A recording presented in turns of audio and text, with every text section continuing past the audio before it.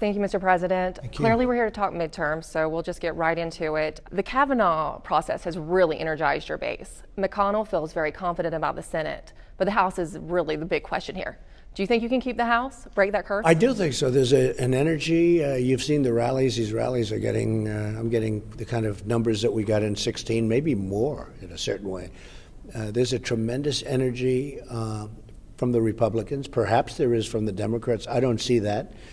And I think you could have a very interesting day on November 6th. I think it's going to be a very interesting time. But we're having tremendous outpouring of love and energy and everything else that you want.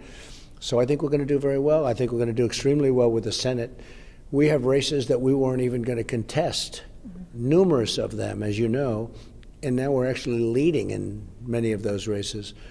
These were spots, I won't use names, but these were spots that we weren't really looking to fight because we thought they wouldn't, be won. I think that Justice Kavanaugh had a big impact. I think my rallies have a big impact, to be honest with you, because there's a lot of love in those rallies, a lot of action going on, and but a lot of things are happening. I think we're going to do very well with the Senate. The House has so many, but I think we're going to do very well with the House. I really do. Well, in talking about what it comes down to, the midterms, Newt Gingrich said this week it's Kavanaugh and it's Caravan. Well, Kavanaugh, you've gotten through. This Caravan, though, you've had some big news on that as well today. It looks like they're turning around. Can you fill us in on that? You sent Pompeo down there. Is this because of what he did? I did, the Secretary of State, and I think they are turning around. And we told Guatemala, where we give millions and millions of dollars, and El Salvador, and we told Honduras. The people seem to be coming from those three countries mostly now. And we said, you can't do it. We're not going to give you aid. If you do that, we're just not giving you aid. You just can't do it. And they're trying very hard. I really believe that they are. And that made an impact. And Mexico's been excellent. And Mexico is working with us. And we want to stop this. This is not going to, it's not acceptable for us. And if that doesn't work, we're going to call out the military. We're going to close up the border. We're just going to close it up because we can't have people coming in like this. So we will close up our border. And it's all because the Democrats refuse to give us laws that work.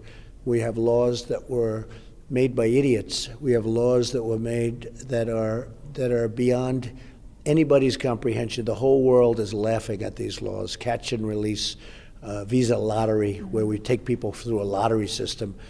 And you know who's going into the lottery. They're not giving us their finest. And you just look at it, chain migration. So somebody comes in and all of a sudden you bring 24, 28, 32 people with that person. It's crazy. So we are going to have a change and the Democrats have to do it. And I think it's going to cost them very big in the election. When you see a caravan like that, thousands of people coming up. Now, we think we're going to have it stopped. It's going to be stopped one way or the other. They might as well turn around because it's going to be stopped one way or the other. But the Democrats should change these laws. We have it all done. It's beautiful what we have and what we've proposed. But we need their votes. That's why the election's so important, because we have majorities, but they're tiny. We don't have enough votes. In the Senate, we need 60 votes. Well, we're 9 short. And if you don't have 60, you're not going to do it. So we don't have the votes. That's why the election is so important. Jim Jordan says that this caravan moving points to the fact that you need more border security. Kevin McCarthy has a proposal out for funding the wall. They're saying you're gearing up for a big fight after the midterms at the end of the year on getting that border wall funding. And what your voters do want to know is, are you going to get your border wall? Where is it at right now, and how is that going to happen? So we've already started the wall. We have $1.6 billion, another $1.6 billion, and a third $1.6 billion coming. But we want to do it all at one time. We want to get it built immediately so we don't have the problems that we have for many, many years. And the Democrats in 2006, they voted for a border wall. They all believed in a border wall, and they voted for it.